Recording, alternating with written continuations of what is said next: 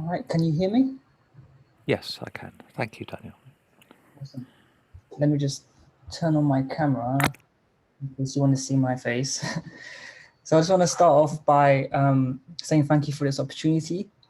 And I'm going to start off by highlighting for those of you that are new to this topic, that one of the main issues for people with motor neuron disease is that because their speech is so compromised by their condition, that they become so reliant on AAC devices to communicate for them.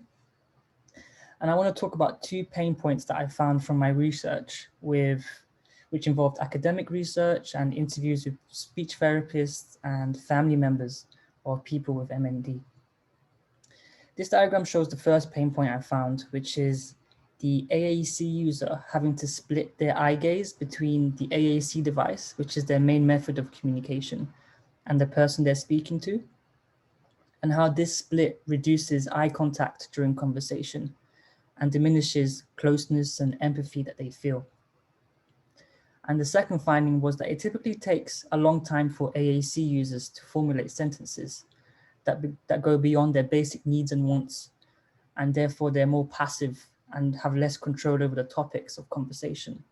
So my goal, therefore, was to divine some kind of solution to combat these pain points. So the first assumption that I had from my research is that if it takes less time to say something, then they can spend more time looking at the person they're speaking to. So with that in mind, I was going to go through the first design concept, which I've called the noun catcher. And the way this works is on the AAC device, there'll be a microphone that will pick up what the speaking partner is saying. And on the AAC device, it will show the user that what their speaking partner has just said, and it will highlight the nouns from that sentence. And from those nouns, the user can select one of them, such as pain, and it will show some phrases which incorporate that noun so that they can select one or create a new one based off of that noun and communicate quicker, but also have a more active rather than passive conversation in response to what their speaking partner has just said.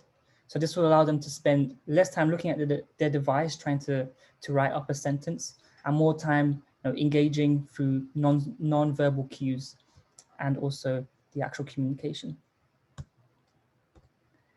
The second assumption that I had was that if they have greater ability to initiate conversations and set the subject of conversation, then those conversations will become less transactional and passive. And the solution I came up for this is called the article catcher. So let me just illustrate this solution for you. So the AAC user or the speaking partner can select the topic of conversation. So let's say it was the news. And this will load an RSS feed of all the news on that specific day. And in this example from the BBC News. And let's say the individual wanted to speak about the Meghan and Harry interview, which happened a few months ago. If they select this article, in a similar way to the noun catcher, it will extract the most frequently used nouns from that article and present it on the AAC device, where the user can select one of those keywords such as Meghan.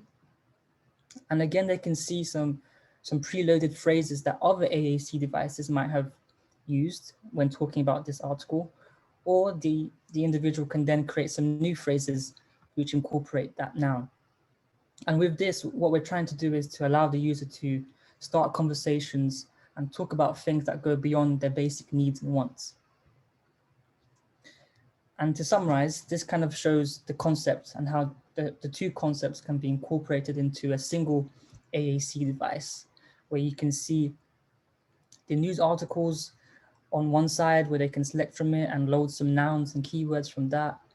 But also this feature here where you can load keywords that were used in previous conversations with your speaking partner so that you can allow them to pick up where they left off, such as talking about a sister or something that was going on with their teeth.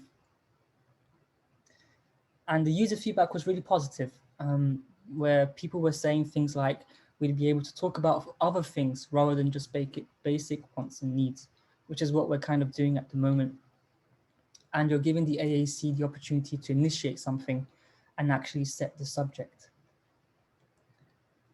And so just to finish off, it's hope that through these designs, we'd give people who have MND or ALS the power to engage more socially and have better conversations. And thank you for listening.